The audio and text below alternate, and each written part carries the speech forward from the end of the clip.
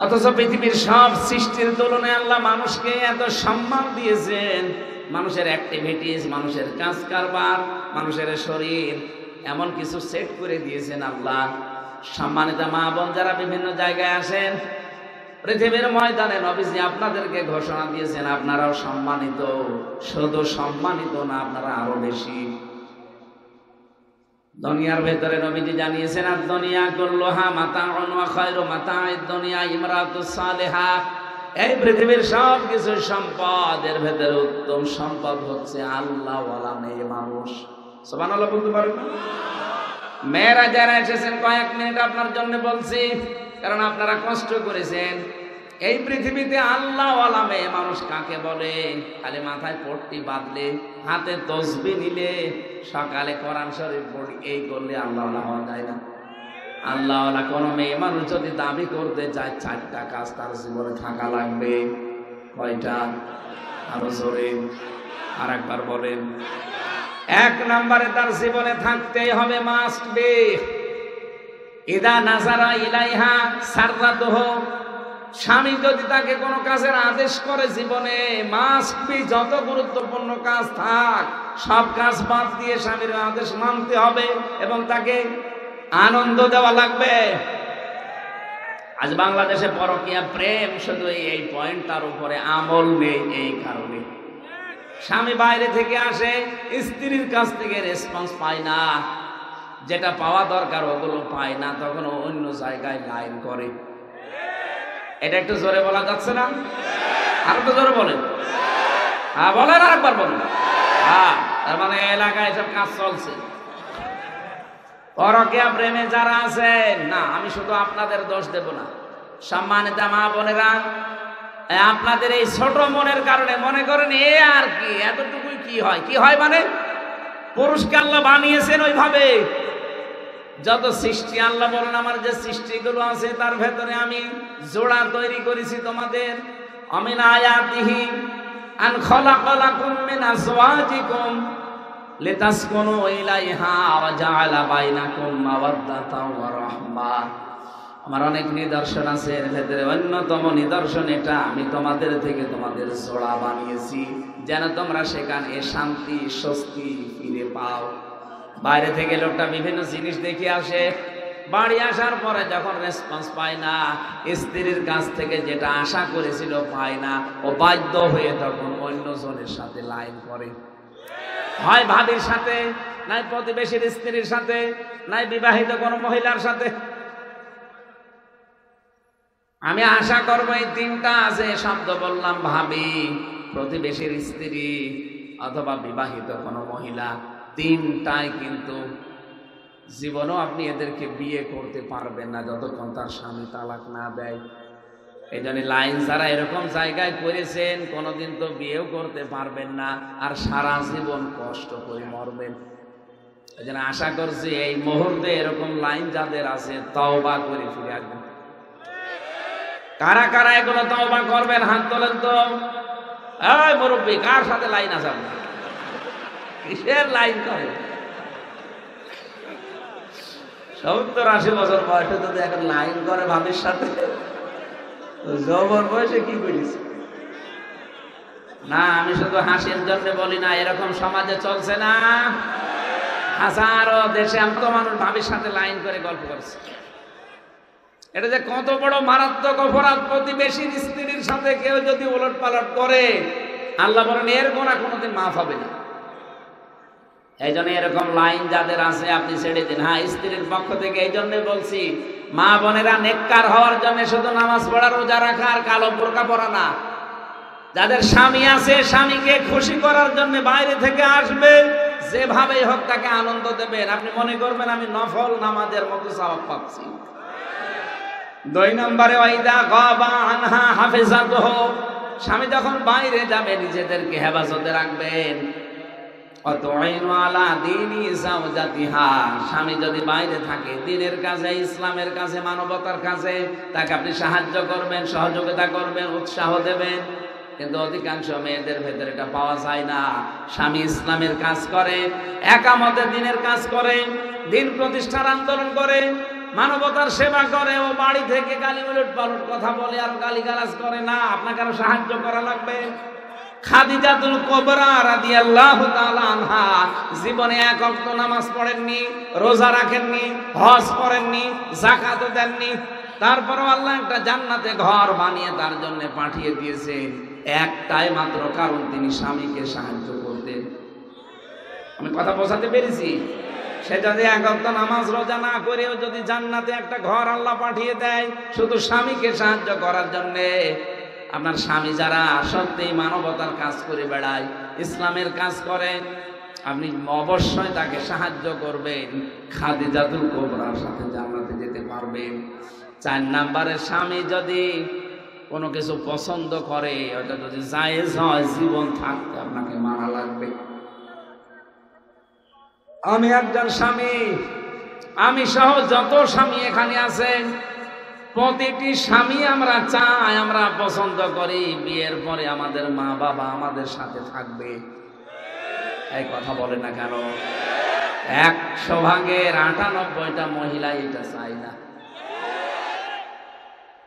আমি কি বেশি বলে ফেললাম? আজ বাংলাদেশের বিভিন্ন জেলায় বৃদ্ধাশ্রম তৈরি হওয়ার পেছনে কারণ আপনি। কোন সন্তান চায় না তার মা বাবা বৃদ্ধাশ্রমে দিয়ে আস না, আমি চাই আমি খেয়ে থাকি, না খেয়ে থাকি মা বাবা আমার সাথে থাকবে। আপনার কারণে বাধ্য হয়ে আমি বৃদ্ধাশ্রমে মা বাবাকে রেখে আসতে। এই কথা বলে না কেন? আপনার মনে মন ছোট হবে কেন? মেয়েরা আমার কথা শুনলে দেখি রাগ করে, হ্যাঁ হুজুর শুধু আমাদের বলে, আরে আমি দেখতে পাচ্ছি আপনি জাহান্নামে যাচ্ছেন। আপনি স্বামী কি জানেন?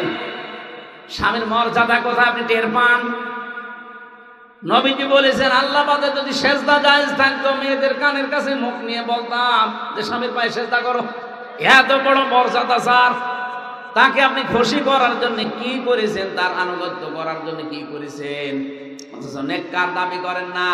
নেককার মহিলা ওইটা যার দিকে স্বামী তাকালে আনন্দ দেবে, স্বামী বাইরে গেলে নিজেকে হেফাজত করবে, স্বামী দিনের কাজ করলে সাহায্য করবে, আর স্বামী যদি কোনো কিছু পছন্দ করে মাস্ট সেটা মেনে নেবে। আল্লাহ আমাদের এই 4টা গুণ মেয়েদের জীবনে অর্জন করার তৌফিক দেন, বলেন আমিন। বনি আদমকে আল্লাহ নিজে যেহেতু সম্মান দিয়েছেন, আমাদের উচিত যে যেখানে আছি এদের সম্মানটা ঠিক রাখা, এদের রেসপেক্ট করা। এই মানুষগুলোর সম্মান অনেক বেশি পৃথিবীতে। 4টা নিয়ামতের ভেতরে এটা আল্লাহ আমাদের স্মরণ করালেন যে আমি বনি আদমকে সম্মান দিয়েছি, দুনিয়া এদেরকে সম্মান দেবে।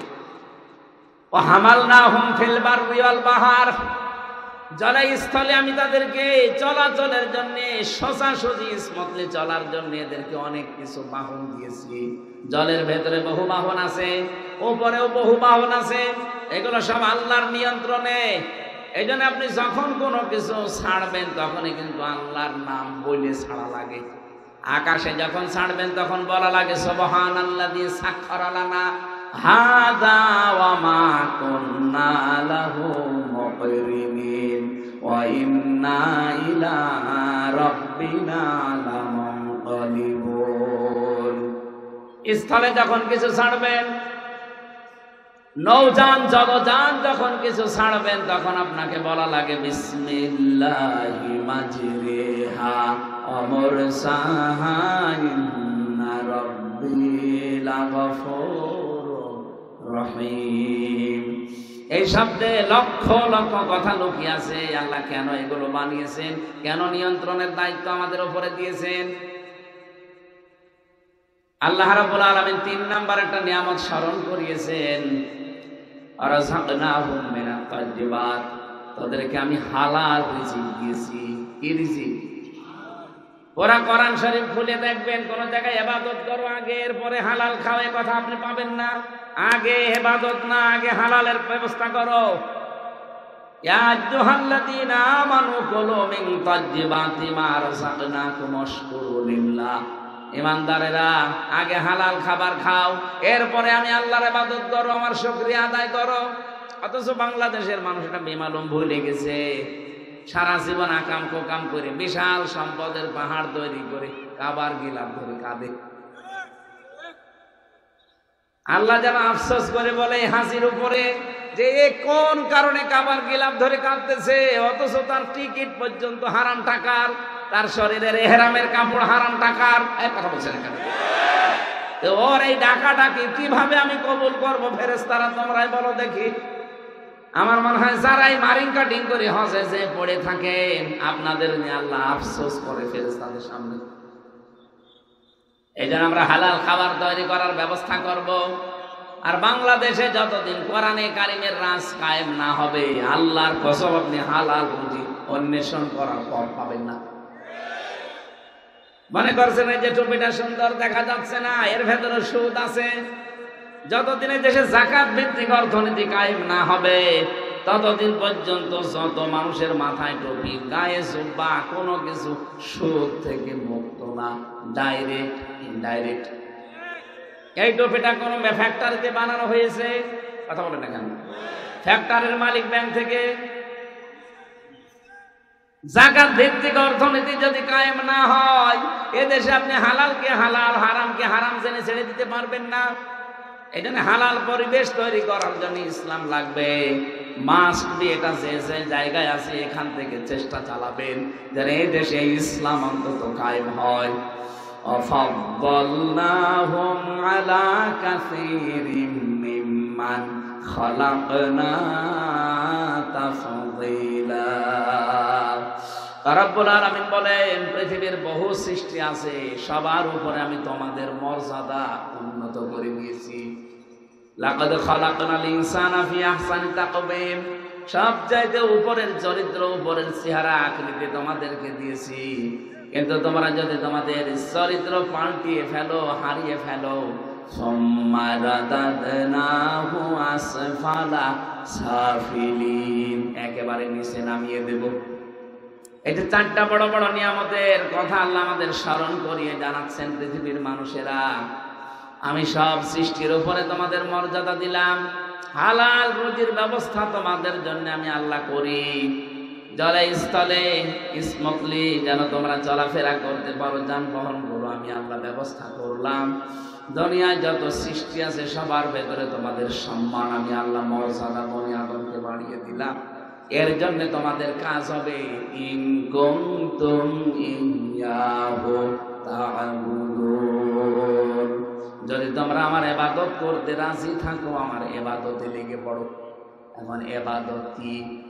মা মানাল ইবাদত লুগাতান শারহান, ইবাদত কাকে বলে, কত প্রকার, কি কি?